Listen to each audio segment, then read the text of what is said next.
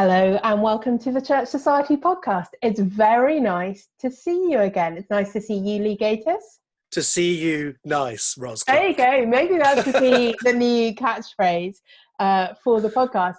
So we last had a podcast, I think it was July 2019, and we were not intending to have quite such a long gap. We had a little gap planned for the summer holidays, and then it's ended up being a lot longer than that. So I apologise if you've been missing your Church Society podcast fix every week. We've all been missing it. Well, I mean, I've certainly been missing it, but one or two people have occasionally asked whether it is ever coming back. So we hope that you're glad to see that it is, and we hope that you're glad to see that it's in a new format. So if you subscribe to the podcast in the past, hopefully this has just turned up on your normal podcast provider. And you may not be aware that we are very excitingly also recording it in video on YouTube. So some of you will be able to literally see Lee Gatiss wearing the headphones of the Church Society headphones. They're purple, in case you haven't noticed. There. Exactly, and me in my office. So it will be the same podcast. You can still continue listening to it in audio if that's more convenient for you. I know for a lot of people it's much easier just to have headphones on and listen, while you're doing your government mandated hour of exercise every week or whatever it is. But we do also have a YouTube channel. We have a number of things on there, regular things on there. So we thought it would be great to include the podcast as that as well. So it's nice to see you. I have to remember to, brush my hair and that kind of thing, which I never used to bother with for the old podcast. And as you'll see from this episode, we are doing something slightly different with the podcast. So previously we used to focus mostly on sort of one topic or one interview each week and do that in a bit more depth. And what we're going to try and do with this new podcast is have something that's a bit more newsy, a bit more magazine-y. It's going to be recorded and sort of broadcast within sort of 24 hours rather than being able to kind of build up episodes. So hopefully it'll enable us to be a bit more responsive to things which are happening in the news, things which are happening in the Church of England, and also to respond to your thoughts and comments. So do get in touch with us if you have things that you think would be interesting for us to talk about, news items that you'd like to hear our comments on. But, the podcast is not where you're going to get our sort of in-depth analysis of everything in carefully thought out detail. But, if you want to hear our first thoughts on some new thing that's happened, whatever, how do you get in touch with us? You can leave a comment on YouTube or on our Facebook page. You could tweet us at Church Society, or you can always email me, ros@churchsociety.org. Great. So, well, there's one big thing that's been in the news fairly continually for the last month or so. And so obviously this week's episode is going to be thinking about some of the implications of coronavirus and the lockdown and so on for the Church of England. And I thought we'd start with just some news about what's happening or some, we're not quite sure about where we're at with all of this. This is a time of year, Lee, isn't it, where churches would normally be having APCMs. And that's right. Those are not allowed. Everybody's very sad, obviously. I'm sure that the annual parochial church meeting, the APCM, was a highlight of many people's yearly calendar. But no, unfortunately, with the lockdown restrictions here in the UK at the moment, that's not going to be possible to hold such meetings face-to-face anyway. And there is some confusion, obviously, because some churches will have held theirs before lockdown happened. I think that was possible within the sort of dates that it's permitted. So some churches have had theirs. Most churches, I think, haven't, probably. Those who've done it will feel very smug at this point that they got it out of the way before all of the chaos caused by the coronavirus and the restrictions came in. So at your APCM, you're supposed to... those of you who... Yeah. At your APCM, you're supposed to do a number of things. You're supposed to elect you have a separate meeting, don't you, to elect your church wardens. And then you elect your PCC. And one of the things you also do is elect your deanery synod reps. Now, that was going to be quite significant this year, wasn't it? Well, that's right, because later this year in September, there's going to be a general synod election. And the electors for that are people on the other synods, for the laity at least. So this year's deanery synod election was going to be really important. Unfortunately, it's not going to be able to happen. And so if the general synod election does go ahead in September, which I think it probably will, because it's not a physical gathering that has to happen there, it's a sort of remote election done by paper, then it will probably, I don't think the rules have been announced as yet, but it will probably be on the basis of the pre-existing deanery synods Yes. memberships. I think that's right. I think we started to get some reports that in some dioceses I don't know whether they've formally announced that or at least indicated that that's the plan. And Yes. that's certainly what we anticipate happening, is that it will be the existing electorate, so people who've been on deanery synod from a previous year, who will do that. And actually, I was just looking up the regulations for the general synod elections. This year, for the first time, those elections can happen online. So if people are not on the internet, they can still request a sort of paper ballot form. But my guess is a lot of dioceses this year, therefore, will want to make maximum use of that permission Yes. to have those online. Doing it online is good because it enables you to get around the problem of hanging chads and other things like that, though it does leave us open to hacking from the Russians or the Chinese, who may want to influence deanery synod elections. I don't know. Well, general synod election, I think you still have to do your deanery synod elections in person, but so we need to be vigilant and careful with our antivirus software and such things still, but it's good that we're moving into the 21st century and having the ability to do these elections electronically. I think that's a good thing. Yes, I know. I absolutely agree. Particularly, dioceses are geographically spread out and it's complicated and whatever. There is some question in the regulations for the general synod election. It's to do with who is in the electorate at the point where general synod is dissolved. And obviously it wasn't dissolved in February because they would anticipate dissolving it in July.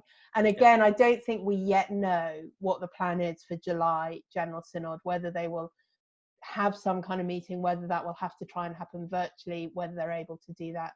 So I think there is a lot that's still up in the air. And one of the things that was going to be significant is that we were expecting, I think by now, to have had the publication of the Living in Love and Faith report. Now that hasn't been published. Do we have any idea when those resources and that debate is going to continue? Well, nothing has been announced as far as I'm aware as we record about that, though I would anticipate at least a sort of 4, 5, 6 month delay. So if the Living in Love and Faith stuff comes out in October, maybe November, that kind of time, that I would not be surprised by that. So again, it didn't rely on people being in physical proximity to one another to do that, but they do need to release it at a time when we can actually have a discussion about it and not be so taken up with other things like lockdown. So I think it will probably be delayed. My guess would be around October, November time that it might come out, but we watch this space and see what happens. Yes, and I think it'll be very interesting to see as and when it does come out, how, if most of that discussion does have to take place online rather than in a physical form, how much impact that might have on the way that people feel able to talk about it. It is one of the things we're learning, isn't it? That online communication is great, but it is different from in-person communication. Yes, and unfortunately, as you maybe were indicating there, people do seem to feel that it's fine to communicate and engage with people in different ways on the internet and social media, particularly different ways than how they would if they had people in front of them. Sometimes Christians forget that they're Christians when they're engaging online, and sometimes we need reminders about gentleness and humility and respect and speaking the truth and those things. So it may be problematic if we're just engaging with the lit stuff over social media and over the airwaves, because that can skew discussions in particular directions and somehow make things more polarized and extreme I think that's than they right. often are. I think that's right. So I think we should pray that that doesn't happen, but it will be very interesting to see. Well, let's move on to think about a slightly different issue, again, relating to the current situation. One of the things that has been quite hard over the last few weeks has been trying to keep up with the constant changes. You know, Yes. first we were supposed to meet but stay apart, and then we were not allowed to meet at all, and then, you know, and the church is having to kind of constantly respond to the latest guidance from the government, and the government trying to respond to the latest guidance from the scientists, and, you know, we've all been playing catch up. One of the things that has come out, however, that I think a number of people are really quite concerned about is the way that some of the Church of England guidance seems to go beyond what government guidance is with respect to clergy being able to continue to do their jobs. What's the current situation? What are clergy permitted to do in their churches? Are they allowed to conduct weddings and funerals, for example? That was allowed for a while, but I don't know if it still is. Are they allowed to go into their church building just to pray on their own? Are they allowed to go in to record a service on their own? What's the current situation? The advice is not to do that even. So it's as extreme as that, not to go into the church to record live feeds for YouTube from the church building, but to do that at home rather than entering the church building for various reasons. So, you know, you could be spreading the infection if you have it. The government advice is to imagine you've got it. Imagine you have coronavirus and act accordingly with love towards other people. What would you do if you knew that you had it? And so vicars going into their churches to record a service, even if they're on their own, might be spreading it all over the church onto, you know, seeds and whatever, which then, if you allow other people to come in, could also be catching it. So the advice is to stay out of the church buildings as public spaces and to record things from home. And I mean, I think that's fine, isn't it? I mean, it's disappointing and sad not to go to your church building, but we should have no problem with obeying that kind of advice and injunction because we love other people, we care about them, and, you know, proper authority is instructing us in these things. Yes, I think be respectful of that. So I think there's a couple of caveats there. I think I'm right in saying people can still do funerals at the graveside, but not in the church building. With social distancing measures in place, that's still permitted. I think that's right. So 2 meters apart at the graveside, no hugging, and that kind of thing for people at the graveside if they're not part of the same household. This is really hard if you're having a funeral, you're committing someone to the ground, their body to the ground, and you're all there 2 meters apart. And wanting to put your arms around people is very natural at such an occasion. Yeah, very difficult. And that's awful. But I guess I just want to push back on that, because you're talking about submitting to the authorities, which is right and proper. And in a situation like this, why wouldn't we want to do that? The government guidance is that if you need to go to your place of work in order to do your job, you can do that. So, for example, I have been working at home since the lockdown started, and there are some difficulties that I have working at home. My internet is not very good. My phone is not very good. I have no mobile signal at all. So there's some parts of my job, like, for example, recording a podcast, but other things as well, that I can't do at home. So today I've come into my office. It's an office building. There's, I don't know, normally 40 or 50 people here. Today I think there's maybe half a dozen. And that's allowed. It's not just key workers who are allowed to do their job. It's anyone who can't work from home is allowed to do their job. So I guess there is just a sense in which it could feel as though the Church of England guidance is going beyond what the government guidance has suggested with respect to your place of work. Is that right? Yes, there does seem to be a certain level of Episcopal overreach in the in the way that the bishops have phrased their guidance, but I think their motives for doing that are good, proper, and right. They want to protect their workforce, the clergy, from things that might happen to them, that they might catch or that they might be involved in. And they want to protect churchgoers when we're all finally allowed back in. And also, it helps us to identify with the rest of the population who are having to isolate and to be at home. If we are recording our YouTube or Facebook Live or Zoom or whatever from home, if we're doing that from home, because we're identifying with the people that we're trying to serve and the restrictions that they themselves are having to experience.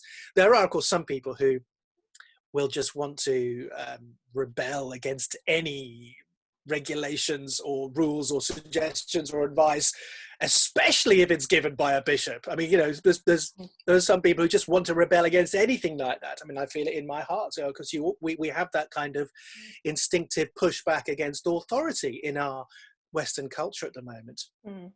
But I think reflecting on it a bit with the golden rule of love your neighbor as yourself, and the idea that clergy want to identify with their people in order to serve the people, will mean that, and also, that we won't really care about going into the building as such, because particularly as evangelicals, the idea of that being a particularly sacred space that we must occupy, otherwise we're not truly serving God, is somehow not quite right.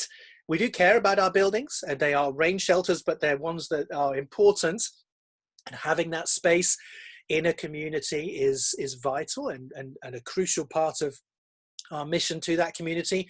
But it isn't an absolute essential for serving people with the word of God and reaching out to our community and helping them. We need to do that in homes. We need to do that over the airwaves and things like that. So I think there's some strange standing on principles going on amongst some people who think that the principle involves they must go into their church building, otherwise they're not really serving God. They must rebel against their bishop, otherwise they're not truly serving God. And I think we need to just reflect on that a little bit, and think about humility and love for neighbor and respect for authority, even though we may disagree with the way that the bishops and the authorities over us have drawn up those rules. They're the ones who will have to answer to God for that. I think and we will have to answer for how we obey the authorities that God has put over us. So yes, no, I think that's right. It may be something where, in sort of point of strict canon law, the bishops didn't quite have the authority to insist on, but I'm not sure it's a thing that I would want to be taking the bishops to court over. To insist on my right to disobey them in this matter, where clearly there's no sense in which the bishops are being motivated by wanting to prevent gospel ministry, and clearly the motivation is a good one, to try and protect people as far as possible. Well, I'd say two things about that. Firstly, about canon law, that canon law is what we're bound to as clergy in the Church of England and by the Church of England as a whole. And bishops enforce canon law. So if there's something in canon law, the bishops can enforce that. And clergy take an oath of canonical obedience to obey the bishop in all things lawful and honest. In whatever is in the canons, the bishops can enforce. If it's not in the canons, the bishops can't enforce that, and they have no right to, particularly, but they can give advice and suggestions. If the bishop tells me I must put his face on my website, that's an advice. There's nothing in canon law which requires me to do that. I can disobey that. But if he tells me that for the sake of the health and safety of people in the country, I mustn't go into my church building, then that's a bit stronger, even though it may not have a basis in canon B14 and B14A. I think we'd be foolish not to take that extremely seriously, and not to give the impression that we can be, that Christianity requires us to be renegades against authority. I think that the New Testament teaches us otherwise. And secondly, there are some people who do have a more conspiratorial mindset, and I sympathize with this in many ways. I like conspiracy films and conspiracy theories that says that the bishops are overreaching in this regard because they do want to ultimately have more control over us in individual dioceses and parishes. Well, I think we'll keep that under advice. Most of the bishops, they're motivated by love and health and safety concerns here. If the lockdown continues for months and months and months and months, we need to rethink the way that this happens. But in an emergency situation, which is what we're in now, we're not talking about this being the permanent situation.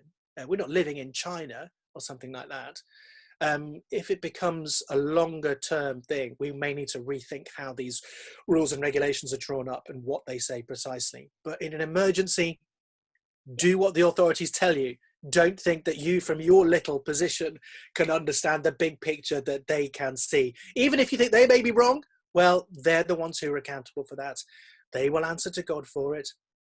You'll answer to God for how you obeyed the authorities he put over you. Helpful. It's slightly disappointing, isn't it? Because actually thinking about how we relate to bishops and in what situations we obey them was something we were talking about in our regional conferences. We did manage to have one regional conference back in March in Manchester.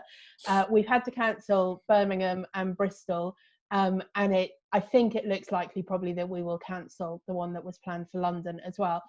We do have a recording from Manchester of Lee's talk, which will go online at some point. And there's more discussion in there around what bishops are and their authority and our obedience. So if you... And the whole idea of evangelical leadership. We don't tend to believe in episcopal leadership, but what do we as evangelicals believe in? Yeah, absolutely. Well, just as we finish, I want us to think perhaps a little bit more positively. It's hard, isn't it, when we see so much going on around that is restricted and limited, and people going through, really awful times. I mean, we just talked there briefly about, a socially distanced funeral and just awful stuff. But also there are good things. There are lessons that people are learning, and lessons that we as a church are learning during this time in lockdown. And I think it would be really sad if whenever this comes to an end, we just thought our goal would be to go back to how things were in January. I hope the things that we've learned as a church that we want to continue with about reaching different kinds of people in the community, about ways in which we can serve them, even about ways in which technology could be used more positively going forward. Lee, I don't know whether there are things you've noticed either in your church or that you've heard about going on that you think, yeah, that's a really good thing. We should carry on with that. Well, I've noticed a lot of people have started up daily devotions on YouTube or Facebook Live or something like this, and have started tweeting or emailing round their people, or in one instance that we mentioned on the blog, Chris Moore actually writing and posting things to people in the congregation to help them to have daily devotions and to have some input from the Bible every week. This is great. This is like the recovery of the quiet time. And we're remembering that it's a great thing to actually engage with scripture every day. We've been doing a psalm or a brief reading from the New Testament, and just a couple of short prayers on the Church Society social media things, which I've been recording here in the Church Society studio. And I think that I've had some great response from people about that they love just listening to a psalm, reading a psalm every day. And wow, you could have done that before, of course. Yeah. But people are suddenly rediscovering the joy of doing this daily. And that's interesting. I wouldn't have expected that to be something that came out of this particular situation, but actually people are realizing that that's a good thing, and I think that's wonderful. I think it's really great, isn't it? I think one of the things there is, there is just an increasing awareness of our mortality and our need to be trusting in the Lord in a situation where we have no control, and it's great if that is really prompting some people to rediscover or discover for the first time a daily habit of prayer and Bible. Yeah, you were going to say something else. No, I think that's absolutely right. So I think I tweeted at one point, are you actually ready to die? And I think previously, if you'd put that up, something in Western society, people say, how dare you mention death? That's outrageous. How dare you mention that? What are you trying to do? Scare us or something? Well, actually, we're reminded, aren't we, by all this, not just that we could die at any moment, that we could die of this disease or any other disease, or any other number of problems, but that we ought not to be prioritizing our personal comfort at home. with all the food around us that we should want, and all the garden furniture. Well, when the food is difficult to get because you can't get a delivery slot on Asda or Waitrose or Aldi or whatever, and when you can't go to the garden centres to get all the lovely furniture and garden things that you want, or whatever it is that you think brings you comfort, you start to prioritise relationships and to realise the lack of relationships that we have, face-to-face personal relationships. Well, that is a great thing for us to be remembering. Really, and hopefully it will lead us to long for church. I mean, I can't wait to get back together with my church family in person. It'd be hard not to hug everybody and, you know, be wanting to shake hands everybody, because we probably still won't be able to do that, but for a while. But it's great to remember that, the physicality of who we are, and the great thing it is to be able to gather together with other believers. And enjoy communion together as well and everything. I wonder though, so some of you will know, a few years ago, I worked for the Diocese of Lichfield in a very peculiar job. My job title was online pastor, and it was about building online communities. It wasn't about building an online church, but it was about building online communities and producing online resources and so on. And I think the diocese had hoped that we would reach lots of teenagers and young people who were sort of into, you know, snazzy apps and so on. But what we actually found was we reached a lot of people who were on the fringes, not just on the fringes of church, but on the fringes of society. People who were disabled, people who were housebound, people who were deaf and blind, people in all kinds of complicated, messy social family circumstances, for whom going to physical church was really hard or impossible. And I just wonder if some of what we're doing now, when more and more churches are existing online, is reaching those parts of our communities and our congregations. And, you know, I've seen some people be quite dismissive of online church, saying, well, we're not doing real church, and we don't want people to get too comfortable and too used to this, because they'll all just stop coming. And, you know, I get that. It's really nice to be able to just go to church on your sofa. And, you know, there's something very tempting about that. But for some people, that's not the choice. The choice isn't, shall I just laze around on my sofa or go to church? It's, will there be church that I can access at home or not at all? And I hope that something churches are learning is how many people they were previously not able to minister to at all. Because they only had physical church. I think you can more easily share a link to your church service online as well. I've shared it with neighbours around here who we're in contact with by text or something, and say, well, happy Easter. We are celebrating today here. And then I just copy and paste the link to our church service. We've had family members who've joined our local church service online on YouTube that wouldn't normally have gone to church every single week, and friends around the neighborhood who've been able to do that. And it's interesting that when they do that, they say, oh, I didn't realize it was just lots of normal people, and I didn't realize that that you did that. Because I think one of the things that stops people coming to church sometimes is that they don't know what to do. They're very nervous about what to wear. When they go to church, they don't know what they should be putting on. They won't know when to stand, and they might stand or sit at the wrong moment. They might say the wrong thing or sing the wrong note. And actually, if it's on YouTube or Facebook Live or something like that, they can see it. They can see your church service, and actually that might be a way of attracting them to come to the real thing. Yeah, I agree. And it also, if you're watching online, do you know, if you hate it, you can just leave after 10 minutes and no one will notice. but you know what I mean? If you go, it's harder to walk out in the middle of the service. No, you feel like in real life, and you don't really know how long it's going to last. And I think that's right. I think it does make it that kind of first step for the person who doesn't go to church is really easy, if you can just say, well, just come and watch us online first. Yes, it's also enables you to fast forward through the sermon if you don't like that part of the service, which isn't a good thing necessarily, because that's where we want real things to happen. I've noticed in a few places, I've been watching some church services that are being put online, which is brilliant. It's great. You can kind of stalk other people's churches without having to visit them.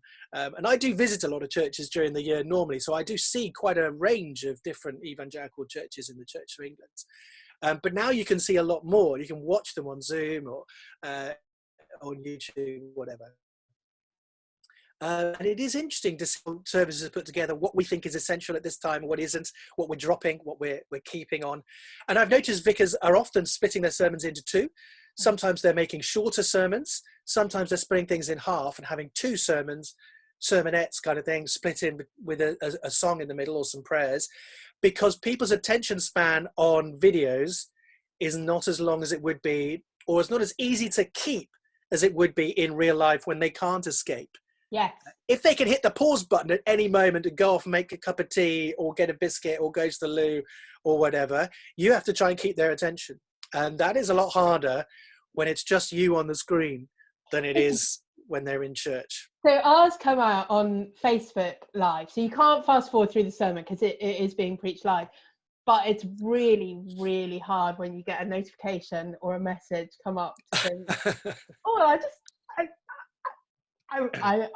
yeah, it's really hard to focus on this. Who would want to be distracted from Philip Sauerbutz's sermons anyway? I mean, Well, exactly. I want to be riveted by that. I am riveted by them, but maybe I overestimate my ability to multitask. Yes. Anyway, so there's a number of things we could say there. I hope that pastors are thinking more about how they communicate well. I think there's a whole area around pastoral care, which maybe we'll talk about in another episode of the podcast, but just churches having to think much more about every member being involved in pastoral care of each other, how we're reaching out to our communities and serving in those kind of ways. Single people who are in the church or not, that are much harder to incorporate within church family, because they don't have 4 or 5 people at home like we do here. When you're on your own in the shed. I've got 5 people here at home, so that's an easy community for me. How do people like me care for people who are on their own somewhere? So lots and lots of things to think about, and I guess in coming weeks we will have more chance to think about some of those. So we're going to be back next week with the podcast. Next week I'm going to be joined by George Crowder, so we're going to have you'll get to meet a sort of regular rotating team of us who will be doing the podcast. So it won't be me and Lee every week. It'll be various other people. You'll be relieved to hear. Well, I don't know. You might want to tune in, when it's your favourites. It'll be interesting to see who gets the most. Oh no, let's not do that. Popularity contest or something. And if you have, as I say, ideas of things that you'd like to hear us talk about in a future episode of the podcast, or if you have any feedback about the new format, then do get in touch. You can leave a comment or you can email me. Thanks so much for watching and or listening. Thanks. Bye-bye.